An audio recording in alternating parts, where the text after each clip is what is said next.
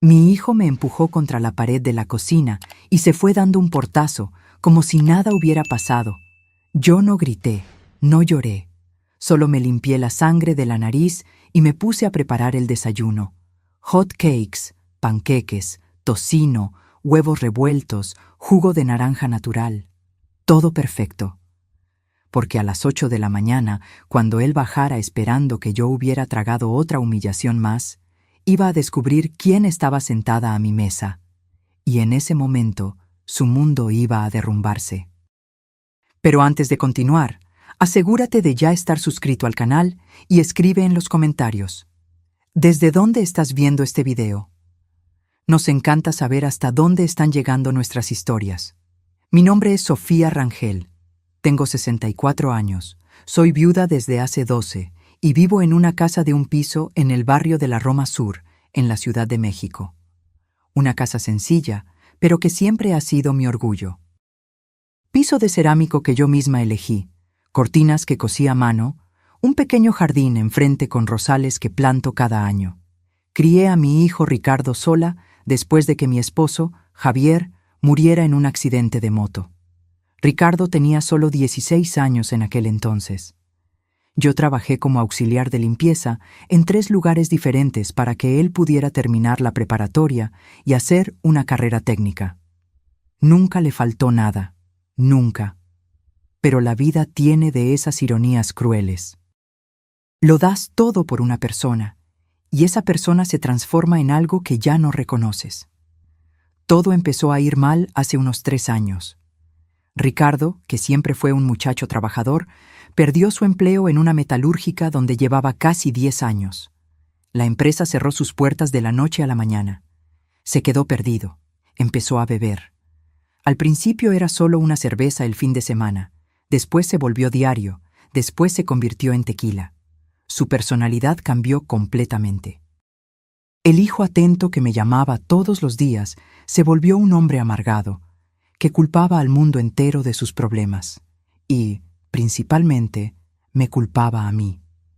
Yo no sé exactamente cuándo me volví el blanco principal de su rabia. Quizá porque yo estaba ahí, siempre presente, siempre intentando ayudar. Quizá porque es más fácil desquitarse con quien te ama incondicionalmente. Las discusiones empezaron por tonterías. Yo le pedía que buscara trabajo, él decía que yo no entendía nada. Yo le pedía que dejara de beber, él gritaba que su vida era suya. Yo intentaba conversar, él se iba dando portazos. Y poco a poco, las palabras se volvieron gritos. Los gritos se volvieron insultos. Los insultos se volvieron empujones. Y en la madrugada de ayer, los empujones se volvieron algo que yo nunca imaginé que pasaría dentro de mi propia casa. Eran las 2:30 de la mañana, cuando escuché la llave girando en la cerradura. Yo estaba acostada, pero no dormía. Nunca consigo dormir bien cuando sé que él anda en la calle bebiendo. Me quedo ahí, en la oscuridad, rezando para que llegue a salvo y se vaya directo a su cuarto sin armar un escándalo. Pero ayer fue diferente. Escuché la puerta abrirse con fuerza. Escuché que tropezó en el pasillo, maldiciendo solo. Escuché el ruido de algo cayendo y rompiéndose. Me levanté de la cama, me puse la bata y fui a ver qué había pasado. Cuando llegué a la sala, encontré a Ricardo parado en medio de los pedazos rotos del portarretratos que estaba encima del mueble auxiliar. Era una foto nuestra, de él como de 8 años, y yo a un lado, en un paseo que hicimos en el bosque de Chapultepec. El marco estaba hecho pedazos en el piso. Él miraba aquello como si no entendiera cómo había pasado. «¿Ricardo?», dije despacio, intentando no asustarlo. «Mijo, ¿estás bien?». Él volteó hacia mí. Sus ojos estaban vidriosos, rojos. El olor a tequila era tan fuerte que se podía sentir desde lejos. Estaba usando una camiseta toda arrugada y los pantalones de mezclilla manchados. El cabello, que siempre mantuvo arreglado, estaba grasoso y despeinado. «Tú», dijo, y la voz le salió arrastrada, pesada.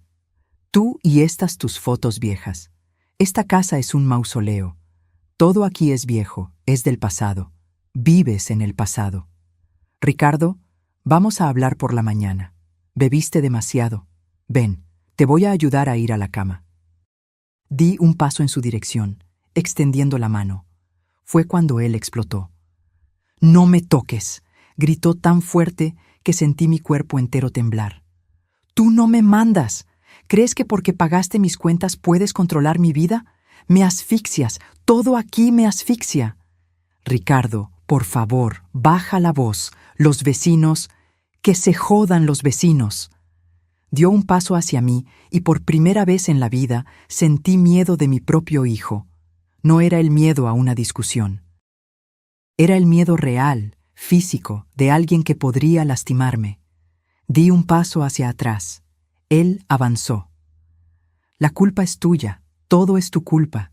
Si mi papá hubiera vivido, si no hubiera sido tan débil, tan patética, yo no me habría convertido en esto. Tú me hiciste así». Las palabras dolieron más que cualquier golpe, porque en el fondo una parte de mí las creía. Una parte de mí siempre se preguntó si yo había fallado como madre, si había hecho algo mal. «Ricardo, estás lastimado, estás confundido. No es la persona que eres la que está hablando, es la bebida. Deja de tratarme como un niño», rugió, y de repente estaba frente a mí, tan cerca que podía ver las venas saltadas en su cuello. «Soy un hombre fracasado, pero aún así un hombre. ¿Y tú? Tú solo eres una vieja inútil que no sabe hacer nada más que recordarme lo que no soy». Antes de que pudiera reaccionar, me empujó. No fue un empujón leve, fue con fuerza, con rabia. Mi cuerpo, que ya no tiene la misma resistencia de años atrás, voló hacia atrás. Me golpeé la espalda contra la pared de la cocina. El dolor fue instantáneo, agudo, subiendo por mi columna.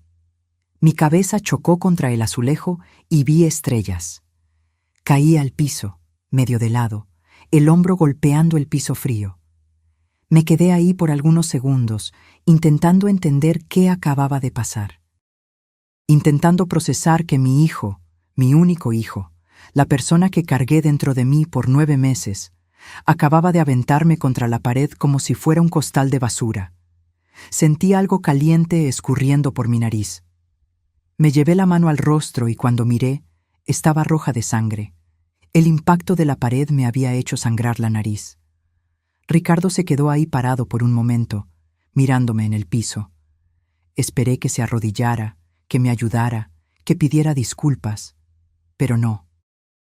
Solo me miró con aquella expresión vacía, casi de desprecio, dio la media vuelta y se fue a su cuarto.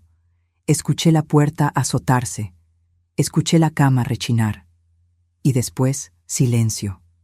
Me quedé ahí en el piso de la cocina, sola, sangrando, en medio de la madrugada. Y fue en ese momento, en ese silencio horrible después de la violencia, que algo dentro de mí se rompió. No fue mi cuerpo, fue otra cosa, fue la ilusión. La ilusión de que si yo seguía siendo paciente, siendo comprensiva, siendo madre, las cosas mejorarían. La ilusión de que el amor de madre sería suficiente para salvarlo.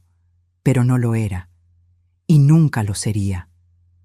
Me levanté del piso despacio, agarrándome de la pared. Cada movimiento dolía. Fui al baño, me miré en el espejo, mi nariz aún sangraba, el ojo izquierdo ya comenzaba a hincharse. Había un rasguño en mi mejilla, probablemente de cuando me golpeé con la pared. Me lavé el rostro con agua fría. Me sequé con una toalla vieja. Me puse una gasa en la nariz para detener el sangrado. Y entonces, en lugar de volver a la cama y llorar hasta el amanecer, como había hecho tantas otras veces después de discusiones menos graves, fui a la cocina. Abrí el refrigerador. Saqué los huevos, la leche, la mantequilla. Abrí la alacena. Tomé la harina de trigo, el polvo para hornear, el azúcar. Miré el reloj de pared. 3:15 de la mañana. Tenía casi 5 horas hasta que Ricardo despertara. 5 horas para preparar el desayuno más importante de mi vida. La cocina estaba silenciosa, solo el zumbido bajo del refrigerador y el sonido de la lluvia afuera. Mis manos temblaban mientras rompía los huevos en el tazón. No era de miedo, era de rabia. Una rabia fría que nunca había sentido antes. El tipo de rabia que no grita, no llora, solo actúa. Comencé a hacer hot cakes. Era la receta que mi mamá me enseñó cuando yo era niña. Harina, huevos, leche, una pizca de sal, un poco de azúcar. Batir hasta que quedara homogéneo. Dejar reposar. Yo hacía esos hot cakes para Ricardo desde que era pequeño. Cada domingo por la mañana era nuestra tradición. Él se despertaba con el olor que venía de la cocina y venía corriendo, todavía en pijama, con esa sonrisa amplia que iluminaba todo mi día. ¿Cuándo fue que ese niño desapareció? Mientras la masa reposaba, comencé a freír tocino. El olor llenó la cocina y por un momento fue casi reconfortante. Casi conseguí fingir que era un domingo normal, que dentro de poco Ricardo iba a aparecer somnoliento y feliz, y nosotros íbamos a desayunar juntos como antes. Pero no era domingo, y nada era normal. Mi rostro aún dolía, mi hombro palpitaba, y con cada tira de tocino que volteaba en el sartén sentía la determinación crecer dentro de mí. Hice huevos revueltos, corté fruta, exprimí naranjas frescas para el jugo, puse pan en la tostadora, arreglé la mesa de la cocina como si fuera un banquete. Mantel limpio, platos blancos, cubiertos brillando, servilletas de papel dobladas con esmero, un florero pequeño con flores del jardín en el centro. Mientras trabajaba, mi mente no paraba. Pensaba en todas las veces que había tragado insultos, fingido que no veía las botellas escondidas detrás del sillón, aceptado disculpas vacías. Pensaba en cómo me había vuelto una prisionera en mi propia casa, andando con cautela, midiendo cada palabra para no provocar una explosión. Esto no era vida. Y yo merecía vivir. La primera tanda de hot cakes salió perfecta, dorada, esponjosa, con los bordes ligeramente crujientes. Los apilé en un plato y los puse en la mesa. El tocino estaba crujiente, los huevos cremosos, el jugo helado. Todo listo, pero la mesa no estaba completa. Faltaba algo, faltaba alguien. Tomé mi celular. Era un aparato sencillo, de esos para adultos mayores, con botones grandes y letras enormes. Lo compré después de que cambié mi teléfono antiguo, porque ya no conseguía ver los números pequeños. Me senté en la silla de la cocina e hice la primera llamada. Marqué el número del Padre Juan, de la parroquia de San Judas Tadeo, a donde voy desde hace más de 30 años. Él me conoce desde que Ricardo era bebé. Bautizó a mi hijo, le dio la primera comunión. Fue una de las personas que me apoyó cuando Javier murió. Contestó al quinto timbre, la voz somnolienta y confundida. ¿Bueno? Padre Juan, soy yo, Sofía. Hubo una pausa. ¿Sofía? Hija mía, son las 4 de la mañana. ¿Pasó algo? Sí, padre, pasó. Mi voz salió firme, más firme de lo que esperaba. Necesito que venga a mi casa a las 8 de la mañana, por favor. Sofía, ¿estás bien? ¿Te sientes mal? Voy a estar bien, pero necesito mucho que esté aquí. Va a haber desayuno y va a haber una conversación muy importante. El tono en mi voz debió haber transmitido algo, porque él no hizo más preguntas. Solo dijo, «Estaré ahí, hija mía, a las 8 en punto». Le agradecí y colgué. La segunda llamada fue más difícil. Tomé la tarjeta que estaba guardada en el cajón de la cocina, debajo del libro de recetas.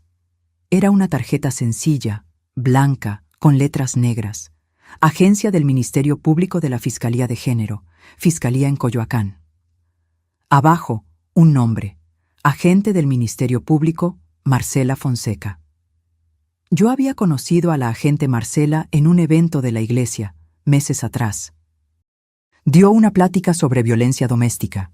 Habló sobre señales de abuso, sobre cómo pedir ayuda, sobre cómo las mujeres no deberían avergonzarse de denunciar.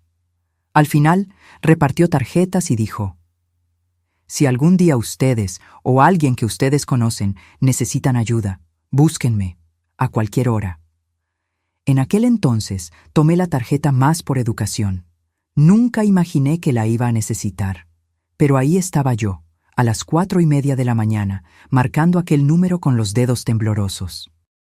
Contestó al segundo timbre. Su voz era alerta, profesional. Agente Marcela Fonseca. Agente, mi nombre es Sofía Rangel. Usted dio una plática en la parroquia de San Judas Tadeo hace algunos meses. Usted me dio su tarjeta y me dijo que llamara si necesitaba. Sí, me acuerdo. ¿Qué pasó, Sofía? Y entonces le conté. Le conté sobre Ricardo, sobre la bebida, sobre los gritos, los insultos, y sobre ayer en la madrugada, el empujón, la pared, la sangre. Ella me escuchó en silencio. Cuando terminé, dijo: Sofía, ¿estás a salvo ahora? ¿Él está en la casa? Él está durmiendo en su cuarto. Yo cerré la puerta de la cocina con seguro por dentro. Estoy a salvo. Excelente. ¿Quieres que envíe una patrulla ahora? No. Respiré hondo. Quiero que usted venga a las 8 de la mañana, junto con el padre Juan. Yo voy a servir el desayuno, y vamos a resolver esto de la manera correcta. Hubo una pausa larga. Luego dijo, despacio: Sofía, ¿estás segura?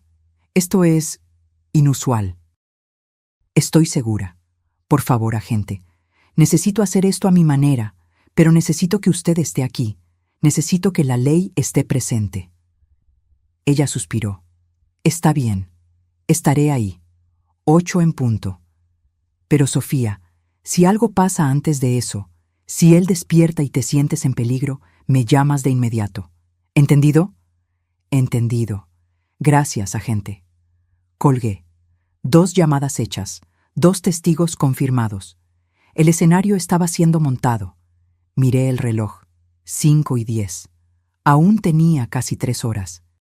Fui a la sala, andando despacio para no hacer ruido. La puerta del cuarto de Ricardo estaba cerrada. Pegué el oído. Conseguía escuchar su respiración pesada, casi un ronquido. Estaba durmiendo profundamente, como siempre después de beber. Volví a la cocina. Me senté en la silla y, por primera vez desde que todo pasó, permití que las lágrimas cayeran. Lloré en silencio, la cabeza apoyada en mis brazos sobre la mesa. Lloré por el hijo que perdí. Lloré por la madre que fui, tan dedicada, tan ciega. Lloré por la mujer en la que me había convertido, pequeña y asustada dentro de mi propia casa. Pero también lloré de alivio, porque finalmente, después de tanto tiempo, yo estaba haciendo algo. Ya no estaba solo sobreviviendo, estaba reaccionando.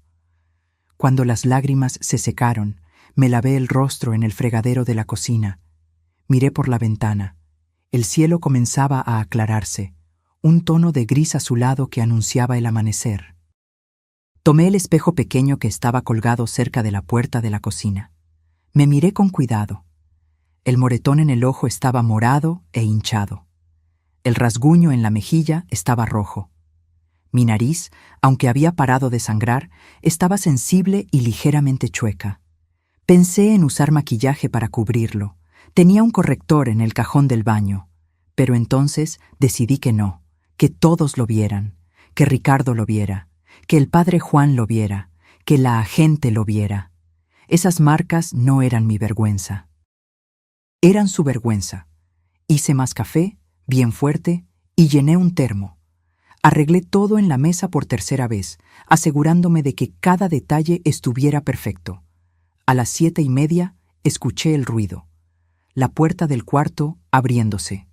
Pasos arrastrados en el pasillo, la descarga del baño, el grifo del fregadero corriendo. Mi corazón se aceleró, pero no era miedo, era expectativa. Él estaba despertando, y el show estaba a punto de comenzar. Ricardo entró a la cocina como si nada hubiera pasado. Estaba en shorts y camiseta, el cabello revuelto, los ojos aún hinchados por el sueño y la resaca.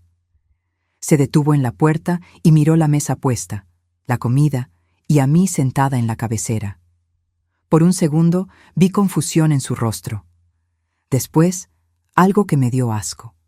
Satisfacción. Creyó que yo había preparado aquello como una disculpa, como si yo tuviera algo por lo que disculparme. como si la violencia de la madrugada fuera solo otra pelea familiar que se barrería debajo del tapete con un desayuno esmerado. «Buenos días», dijo, la voz aún ronca. Jaló la silla y se sentó sin ceremonias. Tomó un hot cake y le dio una mordida enorme. Masticó con la boca abierta, sin mirarme. Yo no respondí. Solo me quedé ahí, sentada, las manos cruzadas sobre la mesa, observándolo devorar la comida que yo había hecho.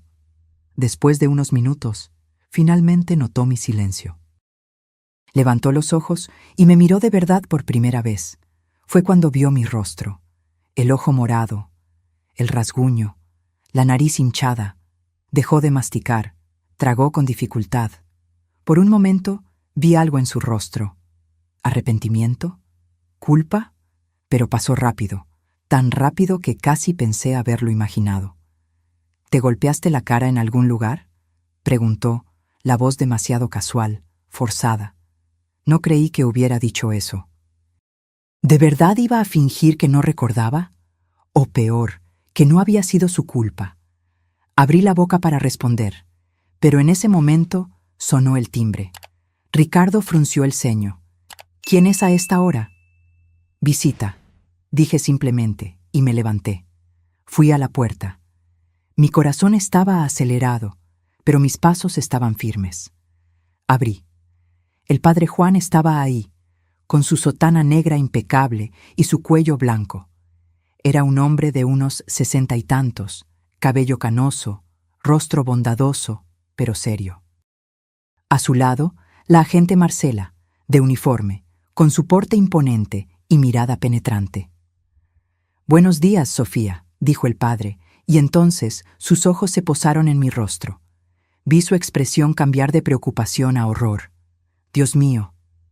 «Entren, por favor», dije, abriendo la puerta completamente. Los dos. Entraron. Los conduje a la cocina. La reacción de Ricardo cuando vio quiénes eran las visitas fue de puro pánico.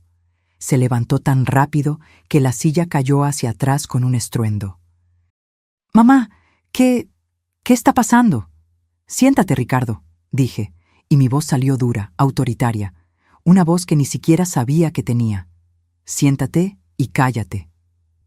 Él miró del padre a la agente, luego a mí. Por primera vez en mucho tiempo vi miedo en sus ojos. No rabia, miedo. Lentamente recogió la silla caída y se sentó de nuevo. «Padre Juan, agente Marcela, por favor tomen asiento», dije, indicando las sillas que yo había preparado. «Hay café, hay comida, sírvanse». El padre se sentó, pero no tomó nada. La agente permaneció de pie, las manos cruzadas detrás de la espalda, estudiando a Ricardo con una mirada que lo hacía encogerse en la silla. «Sofía», comenzó el padre, «¿qué te pasó?» Yo respiré hondo. «Lo que pasó, padre, fue que mi hijo me agredió. Ayer en la madrugada llegó borracho, me empujó contra la pared y me dejó sangrando en el piso de la cocina». El silencio que siguió fue absoluto, pesado. «No fue exactamente así». Ricardo comenzó, pero la agente lo interrumpió. «¿No fue exactamente así cómo?» Ella dio un paso al frente. «¿Le pegaste a tu mamá o no le pegaste?» Yo estaba borracho. No me acuerdo bien. Fue un accidente». «Accidente», repitió ella, la voz helada. «Accidente es tropezar y tirar un vaso. Empujar a tu madre contra la pared es agresión». «Agente, cállate». La orden salió tan firme que Ricardo obedeció inmediatamente, cerrando la boca como un niño regañado. El padre Juan estaba pálido. Me miró, y vi lágrimas en sus ojos. «Sofía, hija mía, ¿por qué no me buscaste antes? Yo podría haber ayudado». «Padre, me daba vergüenza», admití, y sentí mi voz temblar. «Vergüenza de decir que mi hijo, al que usted bautizó, que creció yendo a misa todos los domingos, se había convertido en esto. Vergüenza de admitir que fallé». «No fallaste», dijo con firmeza. «Tú no eres responsable de sus decisiones». Ricardo estaba inquieto en la silla. «Mamá, por favor, no tiene que ser así. Voy a mejorar, lo juro, voy a dejar de beber, voy a buscar trabajo, voy a... ¿Cuántas veces ya hiciste esas promesas, Ricardo? Lo interrumpí. Se quedó callado. ¿Cuántas veces juraste que ibas a cambiar y nunca cambiaste? No respondió. Me levanté. Caminé hasta quedar de pie junto a la agente, como si estuviera posicionándome del lado de la ley, del lado de la justicia, del lado opuesto a mi hijo. Pasé 3 años viendo cómo te destruías, dije, y cada palabra salía dolorosa, pero necesaria. 3 años aguantando gritos, humillaciones, falta de respeto. Hice todo lo que una madre puede hacer. Conversé, supliqué, recé. Pero ayer, cuando me aventaste contra esa pared, cruzaste una línea, y no hay vuelta atrás. Mamá, lo siento mucho. No quiero oírte. Mi voz salió más alta de lo que pretendía. Ya no quiero tus disculpas vacías. ¿Estás arrepentido de lo que hiciste o estás arrepentido de que llamé a testigos? Él agachó la cabeza. No consiguió mirarme a los ojos. La agente Marcela jaló una silla y finalmente se sentó, pero mantuvo la postura erguida, profesional.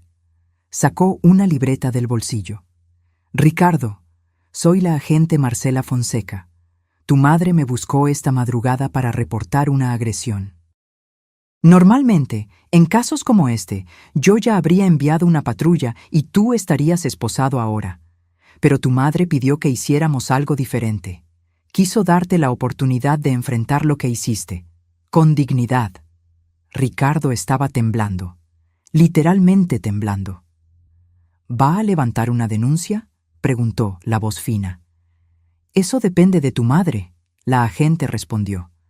Pero independientemente de eso, voy a registrar lo que vi aquí hoy, las marcas en su rostro, tu comportamiento. Todo quedará documentado. El padre Juan se inclinó sobre la mesa. Ricardo, hijo mío, necesitas ayuda, no solo para dejar de beber. Necesitas ayuda para lidiar con tu rabia, con tu frustración, y no vas a conseguir hacerlo solo. Lo sé, padre, Ricardo dijo, y por primera vez su voz sonó sincera. Sé que necesito ayuda. ¿Entonces vas a aceptar?, pregunté. ¿Aceptar qué? Respiré hondo. Era la hora. Vas a aceptar ir a una clínica de rehabilitación, internamiento completo. 3 meses, como mínimo. Me miró como si yo hubiera perdido la cabeza. Mamá, no puedo quedarme 3 meses internado. Puedes y lo harás, dije inflexible. ¿Es eso o levanto la denuncia y respondes penalmente por agresión? La elección es tuya. La expresión en el rostro de Ricardo cambió. De la negación a la rabia, de la rabia a la desesperación. Miró al padre como si buscara un aliado, alguien que pudiera convencerme de cambiar de idea. Padre, ¿no va a decir nada? Ella no puede hacerme esto.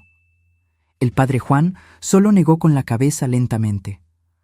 Tu madre está haciendo exactamente lo que debió haber hecho hace mucho tiempo, Ricardo. Y tú lo sabes. Pero 3 meses, 3 meses lejos de todo. ¿Y si pierdo la casa, si... Ya perdiste la casa, dije, y las palabras salieron con una firmeza que me sorprendió. La perdiste cuando decidiste que podías maltratarme dentro de ella. Esta es mi casa, Ricardo. Yo trabajé años para tener este techo, y no voy a permitir más que tú conviertas esto en un infierno. Él se puso pálido. ¿Me estás echando? Te estoy dando una elección, corregí. Rehabilitación voluntaria o proceso penal. Pero de cualquier forma, ya no vas a vivir aquí. Las lágrimas comenzaron a escurrir por su rostro. No eran lágrimas de rabia esta vez. Eran lágrimas de alguien que finalmente estaba entendiendo la gravedad de lo que había hecho. O quizá eran solo lágrimas de autocompasión. En aquel momento yo no conseguía distinguir, y honestamente ya no me importaba. Mamá, no tengo a dónde ir. Debiste haber pensado en eso antes, dije, y sentí mi corazón oprimirse, porque incluso con todo lo que había hecho, él aún era mi hijo, Y una parte de mí aún quería consolarlo, decirle que todo estaba bien, que íbamos a encontrar una solución. Pero yo no podía hacer eso. No esta vez. La agente Marcela se levantó y se acercó a Ricardo. Mira, muchacho, tienes suerte de tener una madre a la que todavía le importas lo suficiente para darte una salida. Yo he visto cientos de casos parecidos al tuyo. ¿Sabes dónde termina la mayoría? Con la víctima muerta y el agresor preso. ¿Es ese el futuro que quieres? Ricardo sollozó, cubriéndose el rostro con las manos. No. Entonces acepta la ayuda que te están ofreciendo, continuó ella.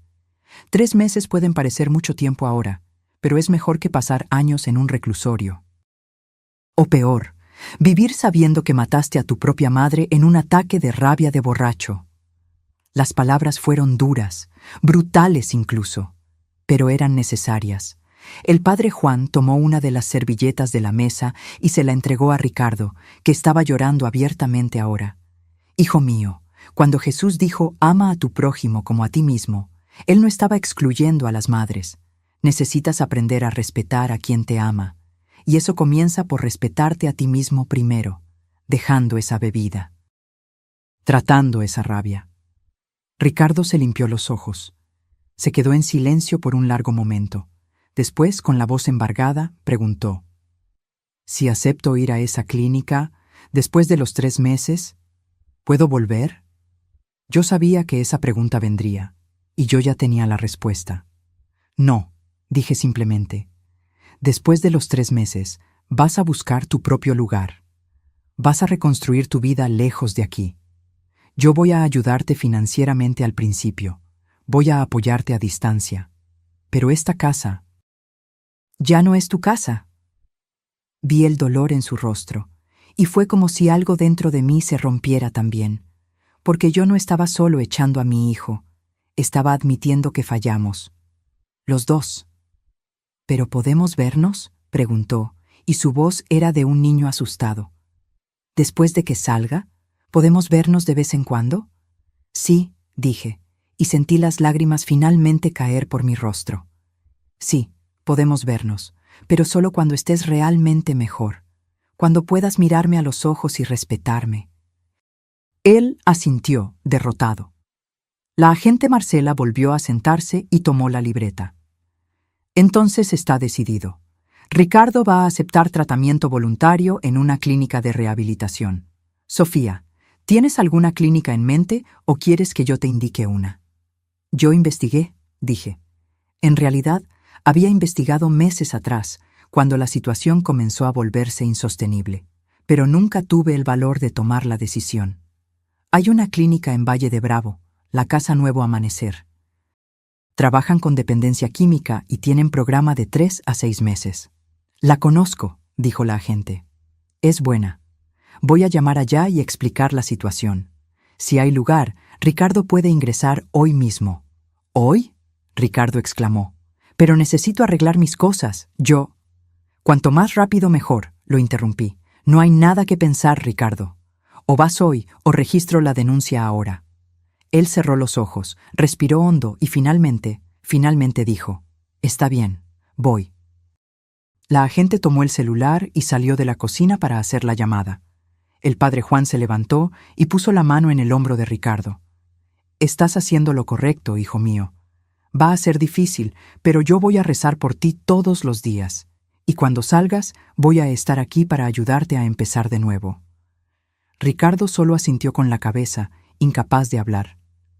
Yo me quedé ahí, de pie, mirando a aquel hombre que un día fue mi niño. Y me permití sentir todo al mismo tiempo: rabia por lo que hizo, tristeza por lo que nos convertimos, alivio por finalmente estar tomando una acción y un amor terco, dolorido, que no importa cuánto intentara, no conseguía apagar completamente, porque él aún era mi hijo, siempre lo sería, pero yo también era una persona, y yo merecía paz. La agente volvió después de unos 10 minutos. «Tienen un lugar. Pueden recibirlo hoy mismo, a las 3 de la tarde. Yo lo llevaré personalmente». «Gracias», dije. Ella me miró con algo que parecía respeto. «Usted es una mujer valiente, Sofía. Muchas madres nunca consiguen hacer lo que usted está haciendo. No soy valiente, dije. Solo estoy cansada de tener miedo. Ricardo se levantó de la silla. Voy a arreglar una maleta, dijo despacio. Lleva solo lo esencial, la agente orientó. En la clínica vas a recibir ropa y productos de higiene. No puedes llevar celular ni nada de valor. Salió de la cocina cabizbajo. Escuché sus pasos en el pasillo, la puerta del cuarto abriéndose. Me quedé a solas con el padre y la agente. Fue el padre quien habló primero. ¿Cómo estás, Sofía? ¿De verdad? Rota, admití, pero al mismo tiempo aliviada. Es como si un peso gigante hubiera sido quitado de mis hombros. Vas a necesitar apoyo también, dijo la agente. Terapia, grupo de apoyo. Yo tengo contactos, si quieres. Acepto, dije. Porque yo sé que cuando él se vaya, cuando esta casa quede vacía, voy a tener que lidiar con todo esto. La culpa, la soledad, el miedo de haber hecho lo incorrecto. No lo hiciste, dijo el padre con firmeza. Hiciste lo único correcto. Salvaste su vida y la tuya. Quizá él tenía razón, quizá no. Solo el tiempo lo diría. Ricardo tardó casi 1 hora en arreglar la maleta. Durante ese tiempo, yo, el padre Juan y la agente Marcela nos quedamos en la sala, tomando café, conversando en voz baja. El padre me contó sobre otros casos que había visto en la parroquia, otras familias destruidas por la bebida y por la violencia. La agente habló sobre los índices de violencia doméstica, sobre cómo la mayoría de las víctimas tarda años en denunciar, si es que denuncia. Yo solo escuchaba, todavía procesando todo. Cuando Ricardo finalmente salió del cuarto, estaba cargando una mochila vieja y una bolsa de plástico. Los ojos estaban rojos, hinchados de tanto llorar. Evitó mi mirada. ¿Puedo hablar con usted?, preguntó despacio, mirándome por primera vez desde que salió de la cocina. Yo miré a la agente. Ella asintió con la cabeza. Voy a esperar en el coche. 5 minutos. El padre también se levantó. Voy a dar una vuelta en el jardín, aprovechar los rosales. Nos quedamos solos, Ricardo y yo, por primera vez desde la agresión. Él posó las bolsas en el piso y se quedó parado ahí, las manos en los bolsillos, como un adolescente torpe. Por un momento, fue como volver en el tiempo, a cuando él tenía 15, 16 años, y venía a pedirme permiso para salir con los amigos. «Mamá, yo…», comenzó, pero la voz le falló. Se aclaró la garganta e intentó de nuevo. No sé ni cómo pedir disculpas por lo que hice, por lo que me convertí. Yo no dije nada, solo esperé que continuara. «Me odio», confesó, y las lágrimas volvieron a caer. «Te miro con ese ojo morado, esa marca en el rostro, y quiero desaparecer. Quiero volver en el tiempo e impedir que aquel monstruo borracho te pusiera una mano encima». «Pero tú eres ese monstruo, Ricardo», dije, y las palabras salieron más duras de lo que pretendía. «Lo eres.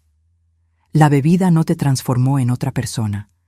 Solo le quitó los frenos a la persona que elegiste ser». Él se encogió, como si yo le hubiera dado una bofetada.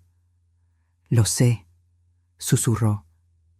«Sé que la culpa es mía, y juro, mamá, juro por todo lo que es sagrado que voy a aprovechar estos 3 meses.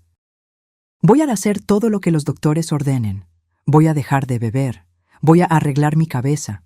Y un día voy a hacerte sentir orgullosa de nuevo». «Espero que sí», dije, y parte de mí realmente esperaba. Pero otra parte, la parte herida y cansada, ya no conseguía creer en promesas. Él dio un paso en mi dirección, vacilante, y luego abrió los brazos. Una petición silenciosa de abrazo. Yo me quedé inmóvil. No pude abrazarlo. Él entendió. Dejó caer los brazos y asintió, como si estuviera aceptando otra consecuencia de sus acciones. «Te voy a extrañar», dijo. «Yo también», admití, «pero no voy a extrañar vivir con miedo». Él tomó las bolsas. Fue a la puerta. Se detuvo. Miró hacia atrás una última vez. Gracias, mamá, por no haberte rendido conmigo completamente. Y entonces salió. Me quedé ahí parada en la sala, escuchando el ruido del coche de la agente encendiéndose, después alejándose. El padre Juan volvió del jardín y vino a quedarse a mi lado. ¿Vas a estar bien?, preguntó. Eventualmente, dije, pero por ahora solo necesito respirar. Se quedó conmigo por 1 hora más. Ayudó a lavar los platos del desayuno que nadie realmente comió. Conversamos sobre trivialidades, sobre la kermés que la iglesia estaba organizando, sobre cualquier cosa que no fuera Ricardo, o violencia, o dolor. Cuando se fue, la casa quedó silenciosa. Un silencio diferente al que yo estaba acostumbrada. No era el silencio tenso de antes, cuando yo andaba con cautela intentando no provocar una explosión. Era un silencio vacío, pero extrañamente tranquilo. Fui al cuarto de Ricardo. La puerta estaba abierta, la cama estaba deshecha. Había ropa esparcida por el piso, vasos sucios en la mesita de noche, un olor agrio a sudor y bebida impregnado en el aire. Yo podría haber llorado viendo aquello. Podría haberme tirado en su cama y sollozado hasta no tener más lágrimas. Pero no lo hice. En lugar de eso, abrí la ventana para ventilar. Recogí la ropa sucia y la llevé a la lavandería. Recogí los vasos y los puse en el fregadero. Cambié la ropa de cama, porque la vida continuaba, y yo tenía que continuar con ella. En los días siguientes, establecí una rutina. Me despertaba temprano, hacía café solo para mí, regaba el jardín, leía la Biblia, veía mis telenovelas, iba al mercado, conversaba con las vecinas.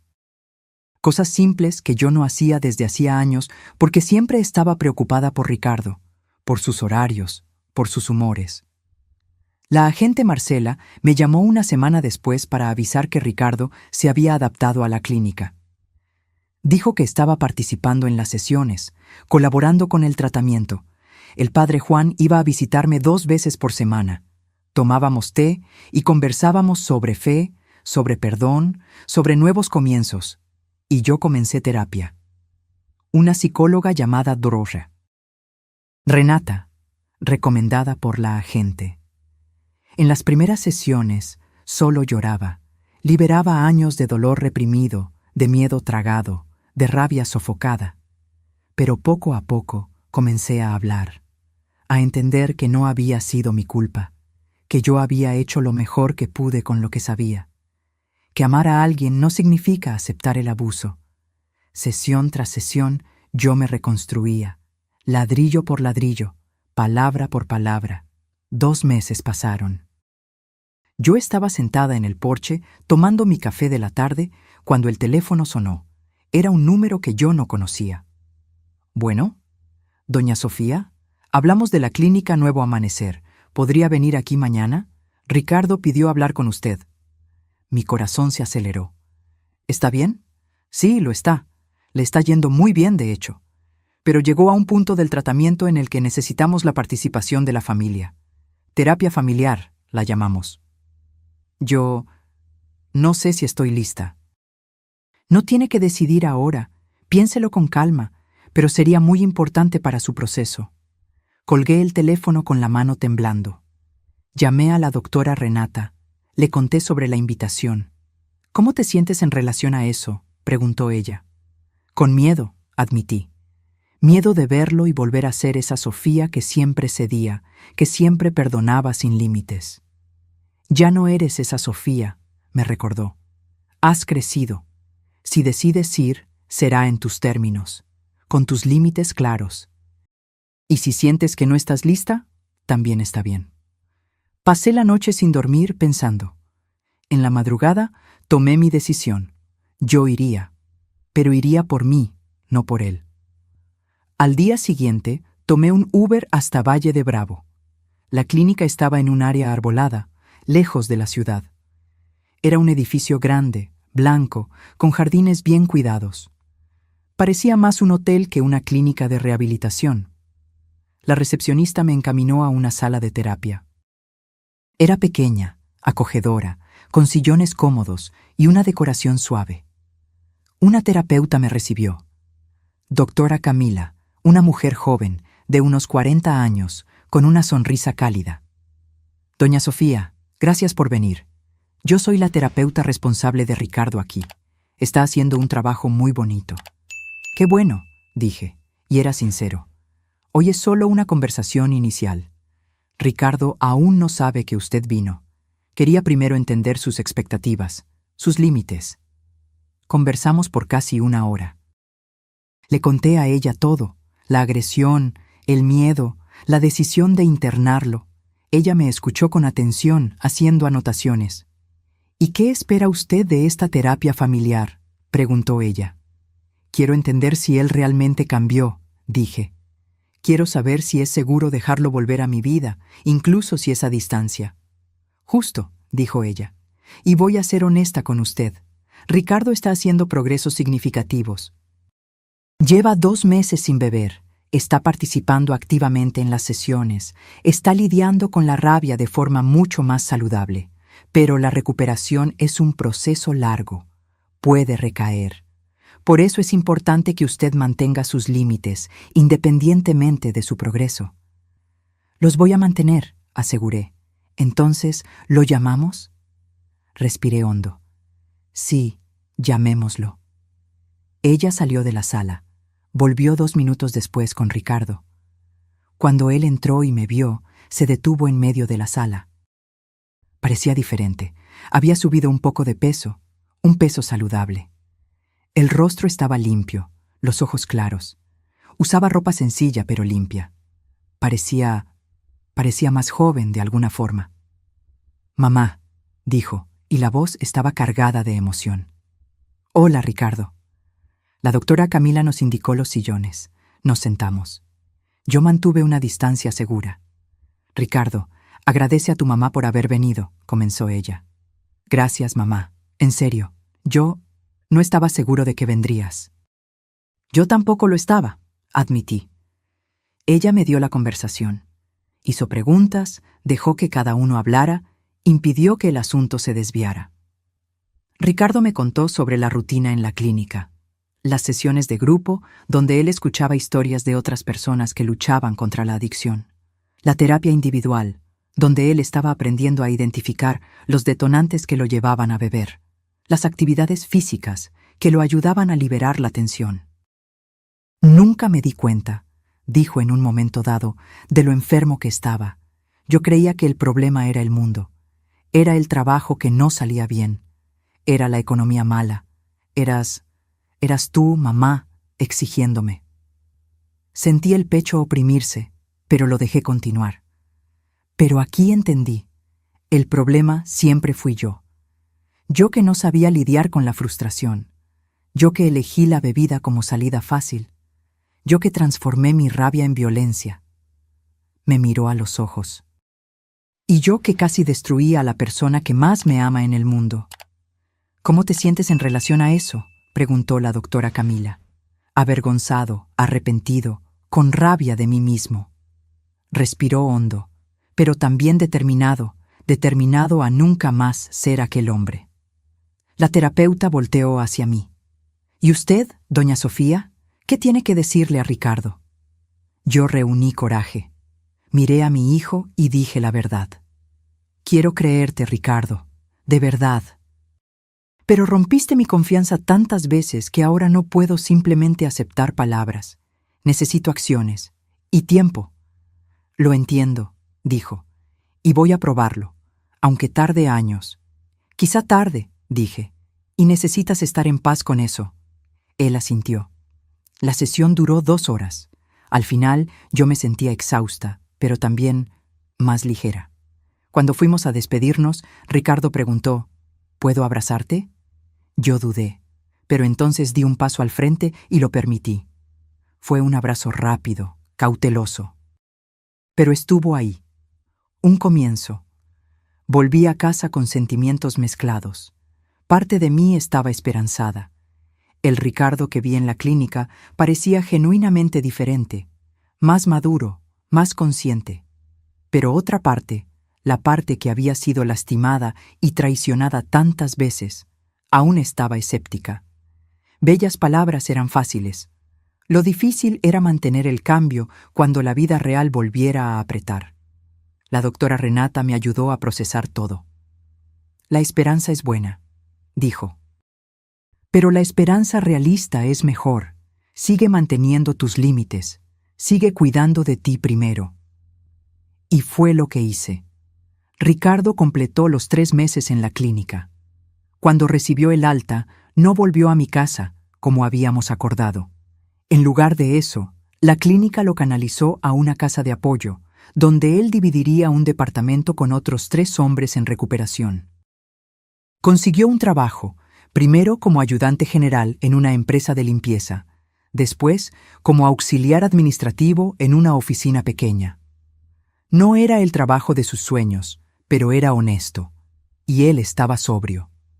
Pasamos a vernos una vez por semana, siempre en lugares públicos, siempre con hora marcada. Yo mantenía mis límites firmes.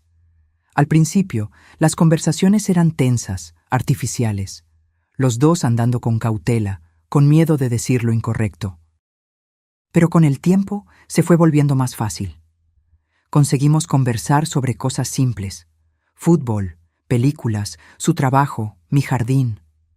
Poco a poco, yo comencé a ver pequeñas señales de la persona que solía ser. El sentido del humor seco, la inteligencia, la amabilidad que siempre existió debajo de la rabia. Un año después del internamiento, en su cumpleaños, hice un pastel. Era nuestra tradición, desde que él era niño. Pastel de chocolate con cubierta de fresa. Lo llevé a la casa de apoyo. Cantamos las mañanitas, cumpleaños, los otros residentes se unieron. Fue simple, pero fue especial. Gracias, mamá, dijo después, mientras nos despedíamos, por no haberte rendido conmigo completamente. Nunca voy a rendirme, dije, pero tampoco voy a dejar de protegerme. Y ni debes, él concordó. Hoy, 2 años después de aquella madrugada terrible, puedo decir que estamos bien. No somos lo que éramos. Nunca más lo seremos. La ingenuidad se fue. La confianza ciega terminó. Pero tenemos algo nuevo. Un respeto mutuo. Una relación basada en honestidad, no en obligaciones o culpas. Ricardo continúa sobrio. Continúa en terapia. Continúa trabajando. Consiguió una novia, una muchacha llamada Julieta, que también está en recuperación. Ellos se apoyan mutuamente. ¿Y yo? Yo descubrí quién soy además de madre. Volví a coser, algo que me encantaba y había abandonado. Entré a un grupo de artesanías en la iglesia. Hice nuevos amigos. Viajé por primera vez en años. Fui a Puerto Vallarta con un grupo de señoras de la parroquia. Mi casa volvió a ser mi refugio. Ya no mi prisión. ¿Hay días difíciles? Sí. Hay días que me despierto y el primer pensamiento es la culpa. ¿Y si hubiera hecho diferente? ¿Y si hubiera sido más paciente? Pero entonces recuerdo mi rostro lastimado en aquel espejo. Recuerdo el miedo que yo sentía en mi propia casa. Y sé que hice lo único que pude haber hecho. Me salvé. Y al salvarme, le di a él la oportunidad de salvarse también. Porque amor verdadero no es aceptarlo todo en silencio. Amor verdadero es tener el valor de trazar límites, incluso cuando duele. Es decir, no, incluso cuando cada fibra de tu ser quiere decir sí. Es elegir tu propia vida, incluso cuando eso significa soltar a quien más amas. Mi terapeuta me dijo algo que nunca voy a olvidar. No puedes incendiarte para mantener a otra persona caliente. Y ella tenía razón. Miro hacia atrás y veo una mujer que sobrevivió, que luchó, que se rehusó a ser víctima para siempre. Miro hacia adelante y veo posibilidades. Una vida que es mía. Paz que construí con mis propias manos. Y miro hacia un lado y veo a mi hijo, no viviendo conmigo, no dependiente de mí, pero vivo, luchando, creciendo. Quizá esa sea la mayor lección que aprendí. A veces, lo más amoroso que puedes hacer es alejarte. Es dejar a la persona enfrentar las consecuencias. Es confiar en que son lo suficientemente fuertes para levantarse solos. No fue fácil. Nada de esto fue fácil, pero fue necesario. Y hoy, cuando me despierto y tomo mi café en paz, cuando miro por la ventana y veo mis rosales floreciendo, cuando me acuesto en la cama sin miedo de lo que la noche va a traer, hoy sé que hice la elección correcta. Hay una foto en mi refrigerador ahora. Es nueva, tomada hace algunos meses. Ricardo y yo, en un parque, ambos sonriendo. Una sonrisa cautelosa aún, pero genuina. No es la relación que teníamos antes. Es algo diferente, quizá mejor, de cierta forma, porque es real. No tengo ilusiones. Sé que su recuperación es un trabajo diario. Sé que puede recaer. Sé que nuestra relación siempre tendrá cicatrices, pero también sé que está intentando, realmente intentando. ¿Y yo? Yo aprendí que puedo ser fuerte, que puedo decir no, que merezco respeto, incluso, especialmente, de las personas que amo. Las otras señoras del grupo de artesanías en la iglesia a veces me preguntan sobre Ricardo. Yo soy honesta. No escondo que fue internado, que tuvimos problemas serios. Al principio vi juicio en algunas miradas, pero la mayoría entendió. Muchas tenían sus propias historias de familiares problemáticos. Una de ellas, doña Luisa, me dijo: «Sofía, hiciste lo que pocas tienen el valor de hacer. No dejaste que el amor se convirtiera en una trampa». Y quizás sea eso mismo. Amor que aprisiona no es amor. Es dependencia disfrazada de afecto. Hoy, cuando Ricardo me llama, y llama regularmente, siempre respetando los horarios que acordamos, conversamos con ligereza. Me cuenta sobre el trabajo, sobre Julieta, sobre sus planes de vivir juntos en un futuro próximo. Yo le cuento sobre mis clases de ganchillo, sobre el viaje que estoy planeando con las amigas, sobre la receta nueva que aprendí. Son conversaciones normales, de madre e hijo que se respetan. A veces me agradece. «Mamá, gracias por haber sido firme aquel día, por haberme mostrado que necesitaba ayuda». Y yo siempre respondo lo mismo: lo hice por los dos, por ti y por mí. Porque fue eso mismo. No fue solo para salvarlo, fue para salvarme a mí también.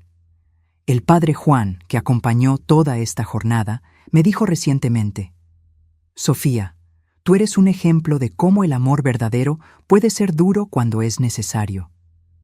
Jesús echó a los mercaderes del templo no porque los odiara, sino porque el templo necesitaba ser respetado. Tu casa era tu templo, y tú lo defendiste. La analogía me tocó profundamente. Mi casa hoy es de hecho un templo, de paz, de seguridad, de vida. Y cuando Ricardo viene a visitarme, acordado con anticipación, siempre durante el día, siempre por un periodo limitado, trata ese espacio con respeto, se quita los zapatos en la entrada, habla bajo, agradece por la comida, por la compañía, por la oportunidad. Es como si él entendiera que estar aquí ya no es un derecho, es un privilegio que casi perdió para siempre. Recientemente me dijo algo que me hizo llorar. Estábamos tomando té en el porche, un domingo por la tarde. «Mamá, sé que nunca voy a conseguir borrar lo que hice. Aquella noche va a estar siempre entre nosotros. Pero quiero que sepas que yo uso esa memoria como combustible. Cada vez que siento ganas de beber, me acuerdo de tu rostro lastimado y elijo no beber. No por mí, por ti». «Ricardo», dije, sosteniendo su mano por primera vez en años, «necesito que hagas esto por ti también. Porque el día que solo lo hagas por las otras personas, será demasiado fácil rendirte cuando creas que nadie te está mirando». Él pensó por un momento y luego asintió. «Tienes razón, voy a trabajar en eso». Y yo le creí. No completamente, la desconfianza aún vive en el fondo de mi corazón, pero lo suficiente para seguir manteniendo esa puerta entreabierta. Hoy entiendo que esa es mi función ahora, no ser su puerto seguro. Él necesita ser su propio puerto, pero puedo ser un faro distante, una luz que recuerda que hay amor esperando si Él sigue en el camino correcto. Y para mí misma, yo soy tanto el puerto como el faro, mi propio refugio y mi propia guía. Aprendí que cuidar de mí no es egoísmo. Es supervivencia. Aprendí que los límites no son muros, son puentes saludables. Aprendí que perdonar no significa olvidar o permitir que pase de nuevo. Y por encima de todo, aprendí que a veces lo más maternal que puedes hacer es dejar a tu hijo caer, para que él aprenda a levantarse solo. Si pudiera volver en el tiempo, ¿haría todo diferente? Quizá habría actuado antes. Quizá habría buscado ayuda cuando las primeras señales aparecieron. Quizá habría sido más firme con los límites desde el principio, pero no puedo cambiar el pasado. Solo puedo aprender de él. Y lo que aprendí me transformó en una mujer que nunca imaginé ser. Una mujer que ya no se doblega, que no traga ofensas, que no acepta menos que respeto. Esta es la nueva Sofía. Y me gusta ella. Cuando me miro en el espejo ahora, ya no veo marcas de violencia. Veo marcas de vida, arrugas que cuentan historias, canas que representan sabiduría conquistada a duras penas. Ojos que vieron oscuridad pero eligieron buscar la luz. ¿Y sabes qué más? Yo sonrío. Una sonrisa verdadera, libre, sin miedo de lo que está por venir. Porque yo sobreviví. Y no solo sobreviví, yo vencí. Ahora, si te gustó esta historia, haz clic en suscribirse y dime en los comentarios, ¿qué parte te dejó con la boca abierta? Y no olvides hacerte miembro para tener acceso a videos exclusivos que no subo aquí. Te espero allá.